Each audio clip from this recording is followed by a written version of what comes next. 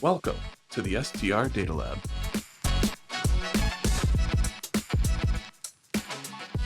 Hello and welcome to the STR Data Lab. I'm Jamie Lane, Chief Economist at AirDNA, and I'm joined today by a really timely guest. We have Rebecca Ballart, the COO of Reven Research and founder of Happy Guest. Rebecca, welcome to the show. Awesome, Jamie. Thank you so much for having me. I'm a longtime listener, so super excited to be here. Yeah, so we were just together last week down in Sandestin, Florida at the beautiful Hilton for the Data and Revenue Management Conference. First off, how was the show for you? It was awesome. I mean, whenever you're around like-minded people that want to just talk about data all day long, that's my Disney World. I'm like, yeah, let's talk about not really a fun conversation for normal dinner parties, but when you get a whole group of revenue managers together, it's like, let's talk about all the buzzwords and what's happening in the industry. It's always my favorite time of the year. Yeah, needless to say, there was a lot of nerdy conversation.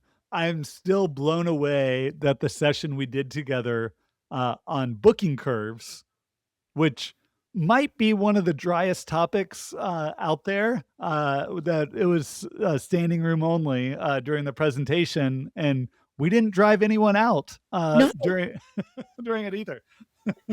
that's when you know your audience. You're like, you found your people. So today, and we want to get into event pricing.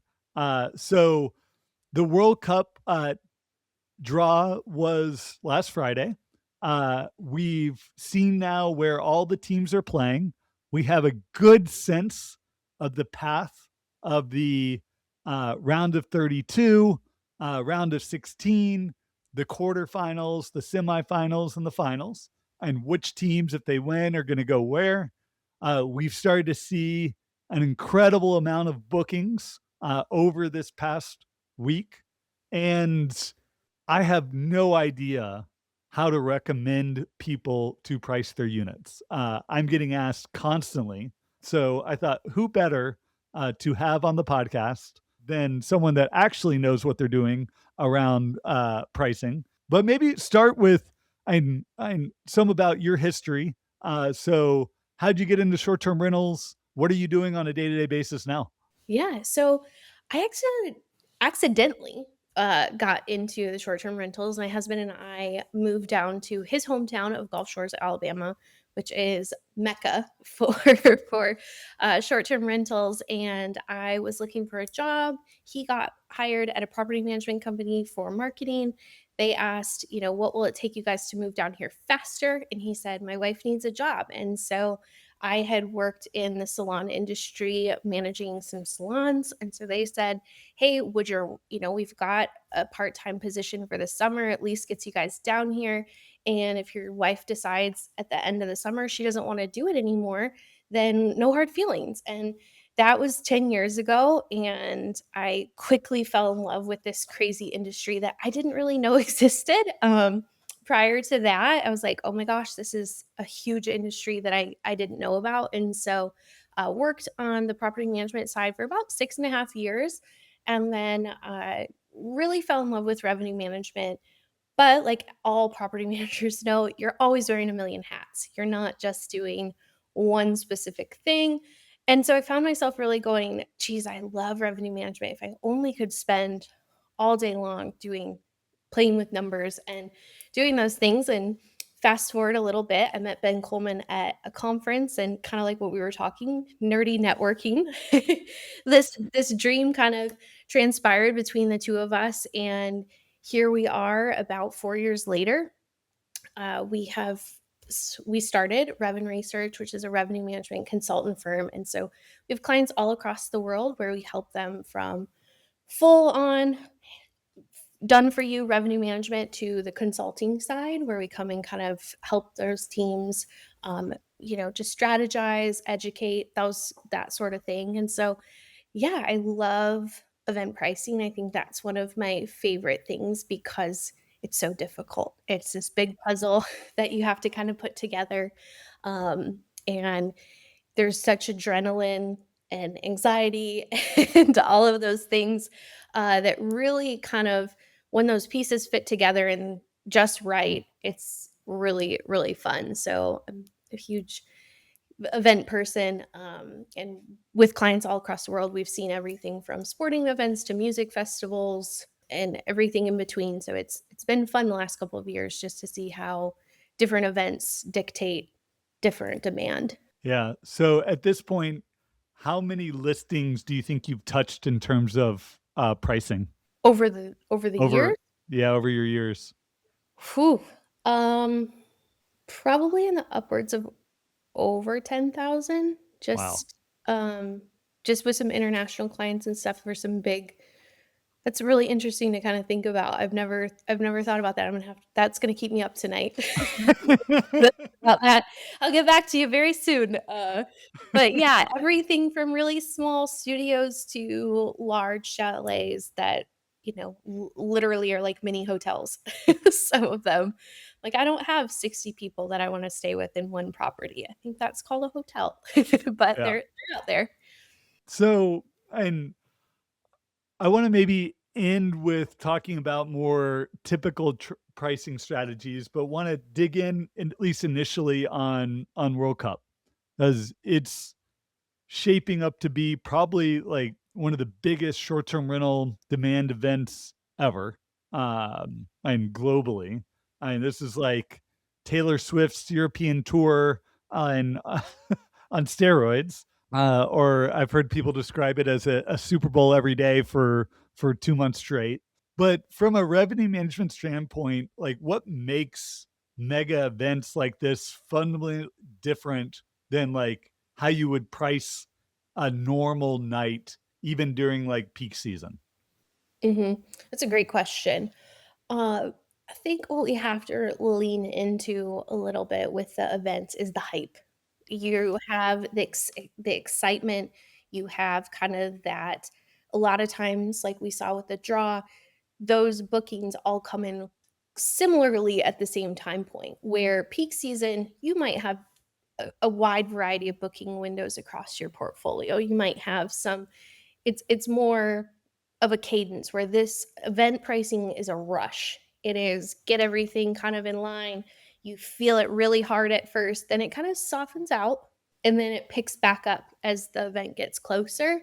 So it's one of those ones where you can't So really take your eye can I off of stop it. you there? Yeah. And I might do this a few times on terminology, because we have a lot of people that are listening that aren't going to be revenue management professionals. So you mentioned booking window. Like what is the booking window?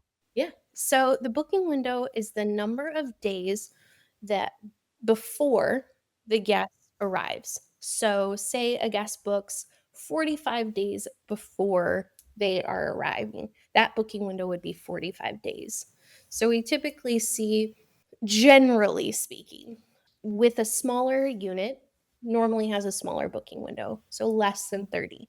Now, sometimes you can see farther out bookings coming in, but just generally speaking, you see larger homes have a larger booking window because they've got more people that they're organized, bringing with choreographing schedules, all that sort of thing. But so generally speaking, it's smaller unit, smaller booking window. Not all the time, but again, just keeping it pretty clear. Yeah. And so in the context of like peak season and events pricing, and we're still in more than 7 months from the start of the World Cup. Like 7 months out is and seems to me like a pretty wide booking window to be thinking really in depthly about how we're pricing a period, right? Yeah. And how abnormal is this? Pretty abnormal. Most of the time with sporting events, especially like big things like the Super Bowl or the NBA finals, you're waiting to see what teams make it. And so it's shorter, smaller. You got maybe a couple of weeks. Music festivals, things like that, a little bit longer just because they, have to choreograph all of that. But this is, I mean, we knew this was coming. This was not a if, it was just a when, to see who was going where. So that's been very unique. The host cities all knew who they were. Um, and so we've kind of known that that was in the ring. We just didn't know who was coming. And so that is really played a big role into what host cities have seen more traction than others. Yeah.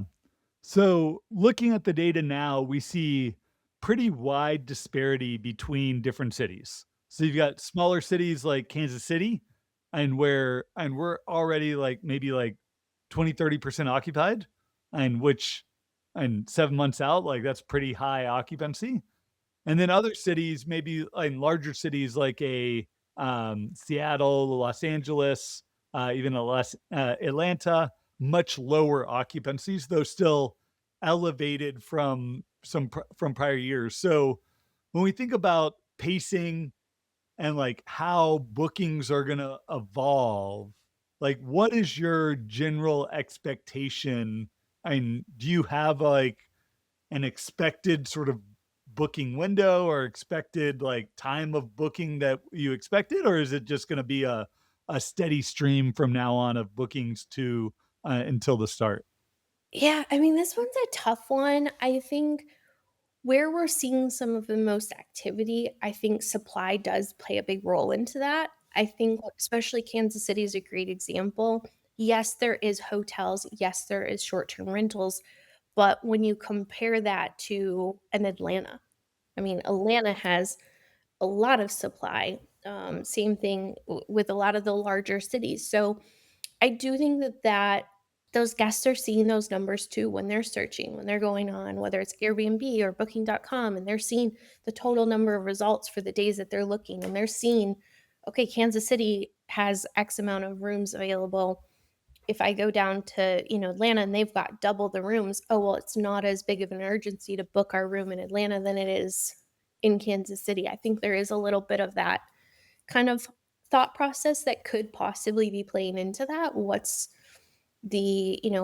how easy is it to get to some of these host cities, especially the larger airports? I don't think are going to have a trouble. I mean, you've got a lot of airport hubs, depending on your airline of choice in a lot of these host cities as well. So that's going to really push, I think, people to kind of what city they're going to go to. Maybe they're going to follow their team. Maybe they just want to go to be part of it. So I think there is that excitement as well. Yeah. So let's maybe hypothetically sort of talk through and how one might start. So let's say I'm in Atlanta. I've got this house I'm sitting in. I'm relatively close to the stadium. I think it'd be a great property and to rent out during the Super or during the World Cup.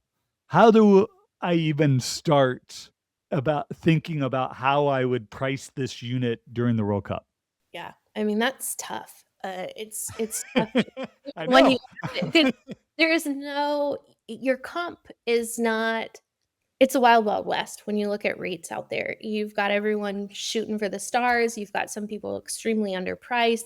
Pricing tools are kind of like, ooh, like, what do you want? Like, what's a good price? I mean, we got a booking. I was like double checking. I was like, is this nightly? Like, is this the whole reservation? I'm like, okay, all right, we'll take it.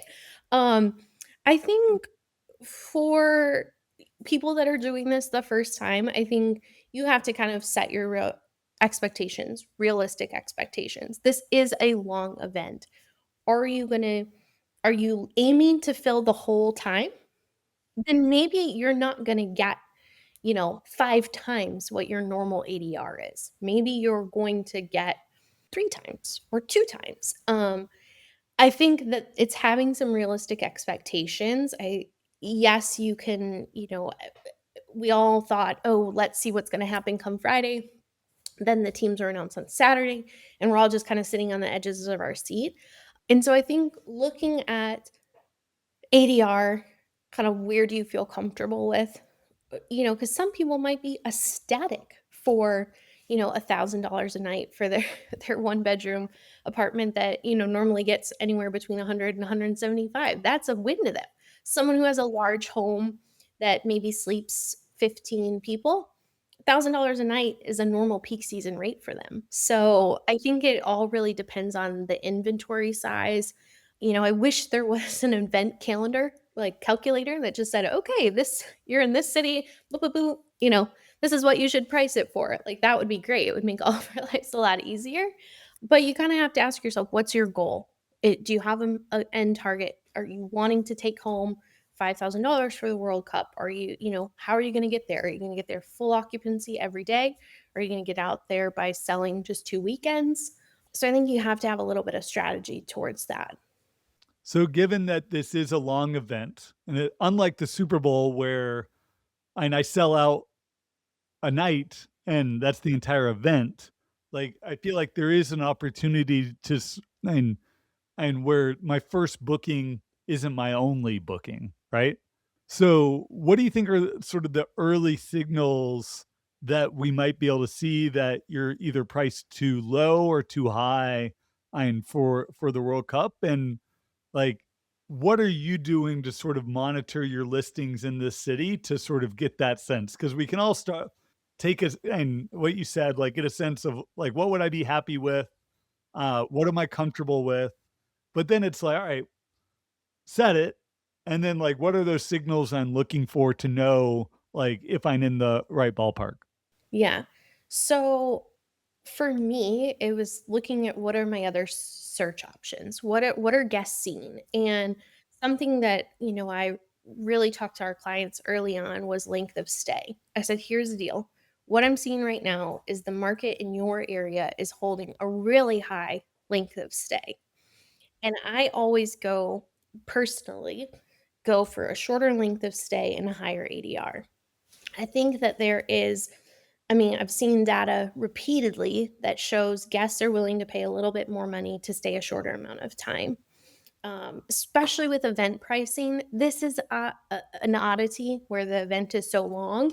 But typically, if we have a Super Bowl or a concert or something, I always say, especially if a concert's on a Friday night and it's a big draw, let's make it one night stays and make the side nights really appetizing so that people will maybe come in early or stay late, and really increase that night rate of the event. This is a little bit different, because the event is so long. Um, but I think that having a shorter length of stay really benefits you in the search algorithms, because if a guest is searching shorter than your amount length of stay, you're not showing up. So you're not even playing in that competition of who's going to get booked. And so I think with these type of events, you can protect the calendar in a sense of increasing that ADR, but shortening that length of stay, being flexible, going, okay, maybe our weekdays when the games, might not necessarily have a game day, let's make them a little bit less. So maybe someone will come in. We may be looking at 10 turns in a 3 week period or something like that. Now, you may get lucky and have a 2 week booking or something like that. It's just a lot of variables, with this guest avatar. It's really interesting. Um, Length of stay is longer than normal. Okay. So what I hear you saying, there might be two different strategies. One where it's like you have a long minimum stay requirement with a slightly lower rate and still high, but like slightly lower rate versus a short minimum stay requirement with really high rates on game nights and maybe the night before game nights, and then much lower rates during non-game days where you may get a long booking, which were the mix of those game days and non-game days. It might actually even out pretty close to your 7-day booking with a slightly lower rate on average across that entire time period. But by going with the shorter minimum stays, you might just be able to like get 2 night bookings around each game and maximize your overall revenue during that period by giving people the flexibility of not having to book the full time. Yeah. And I think you have the opportunity too then to not just make money on your nightly rate. You have other ways of making revenue in that reservation. And so I'm a firm believer in getting more turns to make more money on added services, whether it's your fees or your markups or upsells. Any of that, you have the ability to increase, and so you have more opportunity with more reservations. Yeah. And as you think about now until June, and let's focus in my initial question on just the group stage where we know all the teams. At what point are you deciding like, all right, I've got no bookings or very minimal bookings that I need to start lowering rates and managing towards getting something versus holding strong?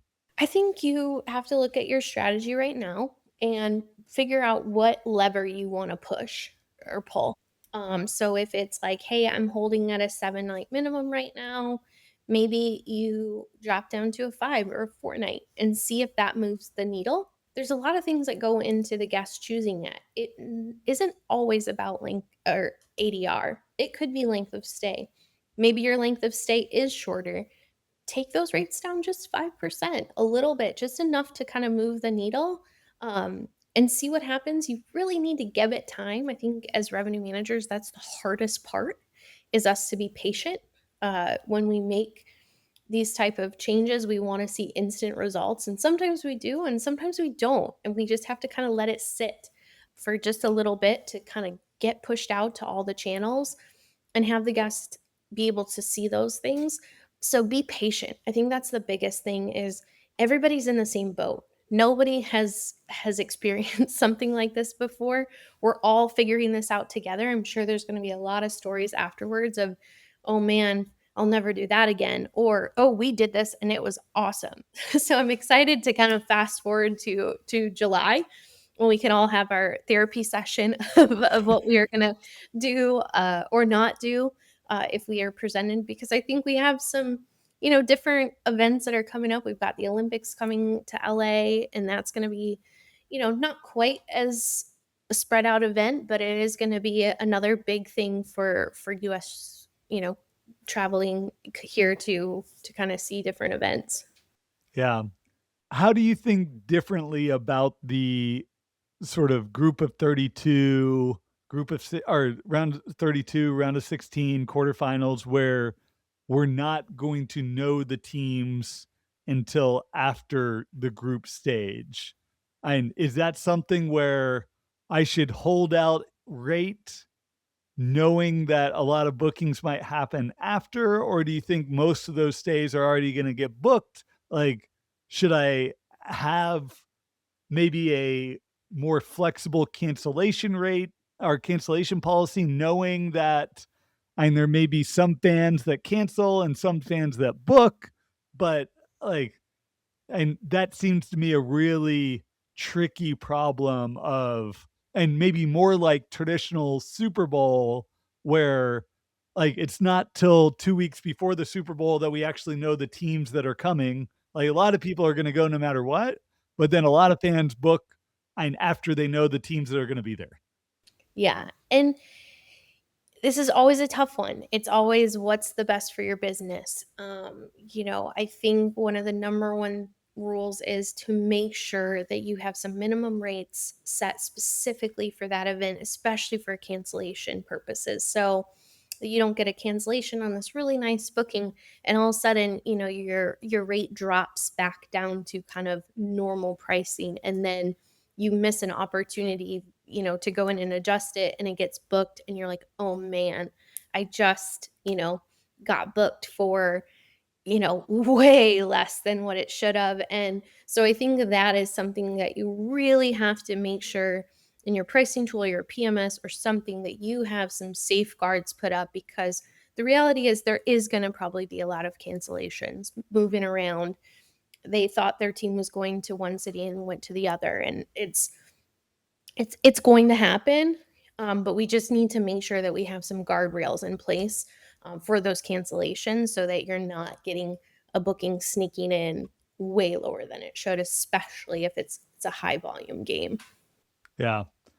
In your head, like what is the difference in potential revenue between a really aggressive, high risk pricing strategy and a really maybe more low risk. Like I'm sure you work with some property managers, owners that are like Rebecca, just make sure I'm not empty during this event. Like I saw stories of the Phoenix Super Bowl where people overpriced. There was a lot of new supply that got added, and then like people were all left empty at the last minute. Like, I don't want to be that person. Versus like, you know what? Like, I'm gonna go for broke. I know there's gonna be a whole lot of last minute bookers that are willing to pay whatever. Like Europeans on a whim, like, my team's in the quarters, like, let's do it. And if you're the last unit standing with high reviews, like people are gonna book it no matter what the price is. Like, do you have thoughts on like what that difference might be? I think it's unit size. I think that's what we saw even in Phoenix, where it was a lot of the smaller units were trying to go for really high ADR and it just missed. And there was so much supply of those smaller properties. Now, some of the larger homes that brought in really high ADR, they held those rates. And because there was not a lot of options for that high level guest that was looking for the 10 or 12 bedroom house with the pool and all the bells and whistles. The supply was, do you want a one bedroom or you want this giant house? Well, yeah, we want the house. And when it's someone paying for the whole thing or they're splitting it 20 ways, like it and, Yeah. no, it's I do think it is really inventory size, to be honest. I think that because when we think about the ones and twos, you're really going toe to toe with hotels. I'm a advocate for short-term rentals. I know the difference. You can tell, we can go through all the difference of them. But when it comes to event pricing, that is your biggest competitor, Yeah. especially one bedroom. You're competing against a hotel that has a flex cancellation policy, that has a rewards program, that has, easy bookability, so it gets really tough. And if they can go book a hotel room for the same price or lower, then they might go that route. But if they need 5 hotel rooms, then no, they're going to go the way of the house that makes more sense and is cheaper for them. Yeah. No, that makes sense. And I love that framing. 'Cause like in a market like Atlanta, there's 100,000 hotel rooms. There's only 10,000 short-term rentals. Like the hotel rates are probably going to be dictating what the clearing price is, not what short-term rental operators think they can get because they heard their neighbor down the street saying they're renting their home for $10,000 a night. I know you're familiar with all the pricing tools out there. So, and a lot of the listeners, they're using and any of them. Are you letting pricing tools price this event, or are you manually overriding every night based on your strategy? It's a little bit of both. It's, kind of looking at my settings that I have in place, looking at what the algorithms are kind of coming in at, the demand where they see the most pickup. Because I think at any time, your pricing tool is only as good as the person driving it. It is, it is there, but it does come a human touch that goes, "Ooh, that doesn't seem right. That doesn't look right." Or, "Ooh, okay, let's try. Like, let's go." So I think it's a little bit of both. Looking at kind of past events or data and going, all right, peak season rate was here. Right, if this is higher than peak season with an added 20%, where does that get us? Okay, well, the pricing tool's pretty close. Okay, we're gonna let it roll and let's keep it there. Or, geez, I think that's way too high. Like, but let's see what happens after, like let's just to see. And sometimes it books and we're like, oh, okay, all right, good, great. Yeah. And to that realm, do you have any like biggest wins that you've had during a major event that you can share? Yeah, I think last year was a really good one. So I'm in Gulf Shores, Alabama. And so we typically have a music festival down here called Hangout Fest. And last year, I remember sitting in the Phoenix airport coming home from VRMA International, and I was just scrolling on Twitter, just kind of reading, waiting for it to board. And I saw breaking news was that Morgan Wallen was doing a music festival in Gulf Shores. I was like, okay, this is major news. And so, like, those are the same dates as Hangout.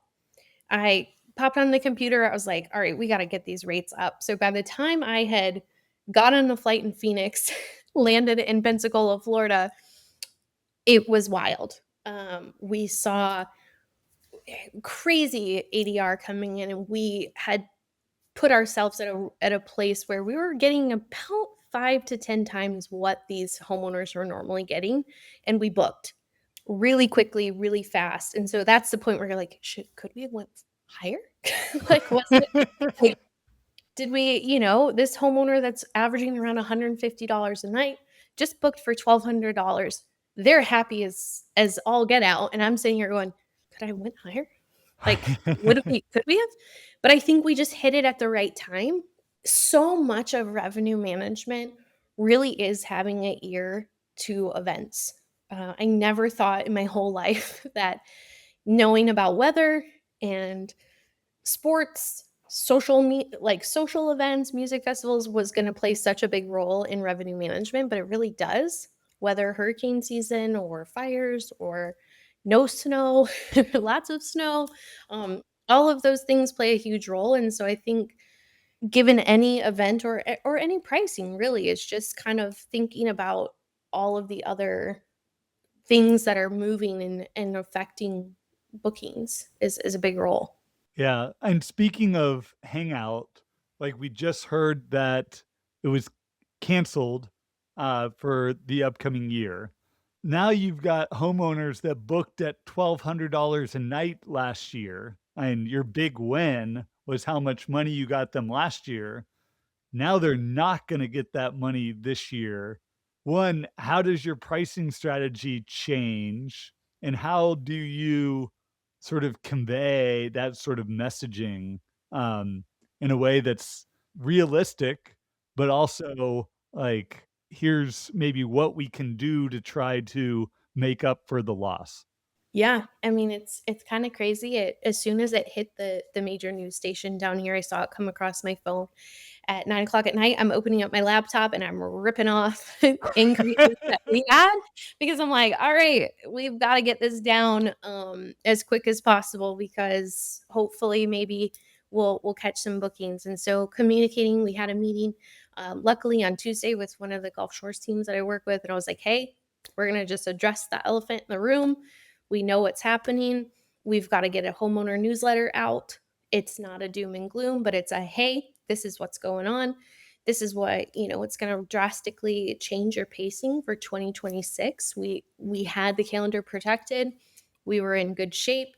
But now we really have to buckle down in shoulder season because that's where we're going to have to really increase that occupancy to make up for that weekend. And that was really made May for the last few years, just because the kids aren't out of school yet, and it's that we relied very heavily on that event, and it's going to affect a lot of small businesses down here as well. And so it's like, what do we do? How do we pivot? Okay, let's get rates as aggressive as possible, and hopefully we can get the attention of some families that haven't come down that weekend because they knew it was a music festival. And so it's evident all over social media that it's not happening. And so being strategic, and that's the reverse event pricing is what I was telling our team this week. I was like, all right, we're going to do reverse event pricing. We're going to go in lower length, make sure our length of stay is down, take off those increases, lower the demand.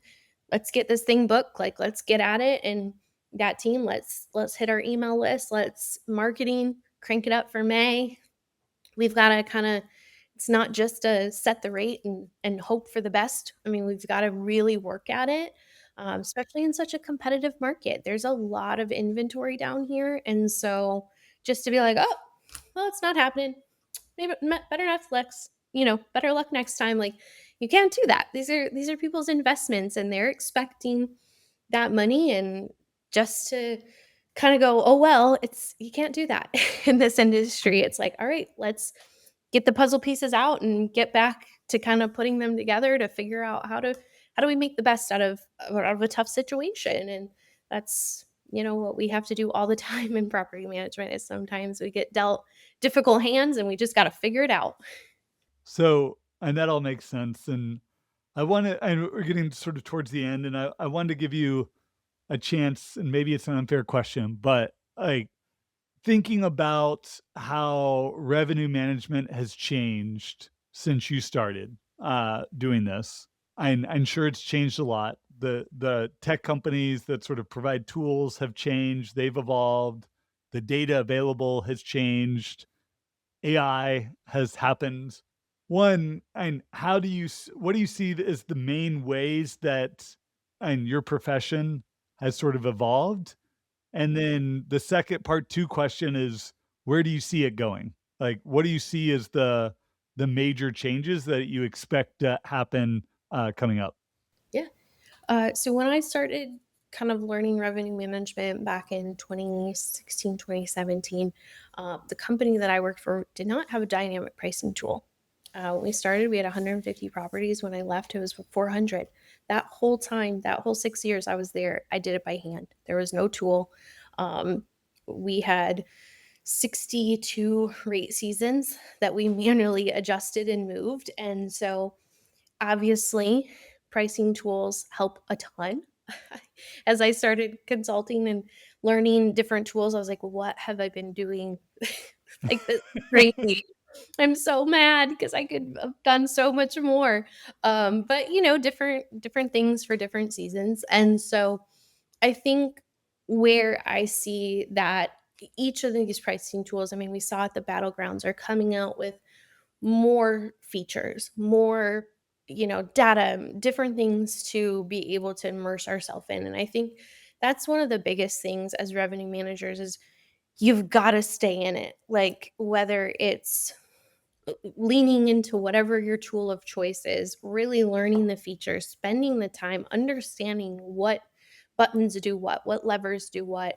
Um, because at the end of the day, you're still the person. You're still overseeing that revenue. You're still responsible for that.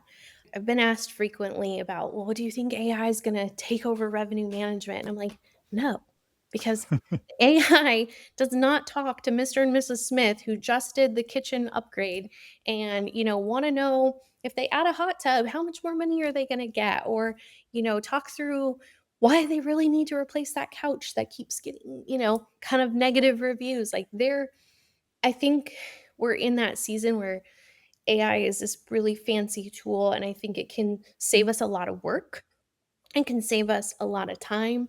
I mean, my rate shops when I was doing this by hand was going to all the other websites in the area, looking at the 3-bedroom condos, going to the quote, writing it down on a spreadsheet and then going down the line of competitors and then looking at my pricing versus theirs. We've come a long way in that.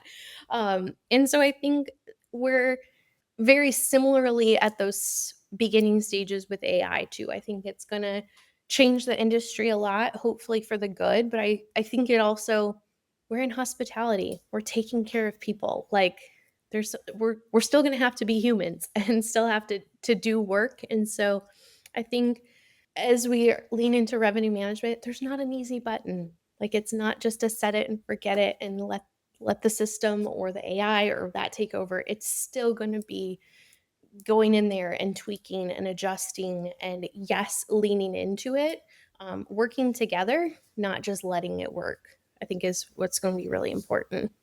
Yeah. No, I think the leveraging the AI to help you do better at your job as opposed to thinking on how the AI is gonna replace and what you do is a great way to think about it. And it's just like the revenue management tools, like dynamic pricing tools, like it has I don't think it's replaced revenue managers. I think it's made revenue managers more valuable. And if anything, with the rise of these dynamic pricing tools, we've seen the rise of the revenue manager in our industry because it gives them the tools to be able to do their job more professionally and creates leverage for them to actually drive better outcomes for their listings, and AI is only going to help that, not hurt it. So, Rebecca, this has been a lot of fun. I still don't know if I feel super confident pricing my unit around the World Cup, but I at least have a lot more to think about in sort of setting those rates. If people want to reach out to you and learn more, how would they do that? Yeah, I'm on LinkedIn, Rebecca Ballart. You can hit up our website, revenresearch.com. Got a contact us form on there as well. Emails, Rebecca@revenresearch.com. I'm everywhere. Our team is all over. Whatever way you want to get to us, send a pigeon, a seagull, whatever. We'll find a way to reach out. Awesome. Rebecca, thanks so much for joining.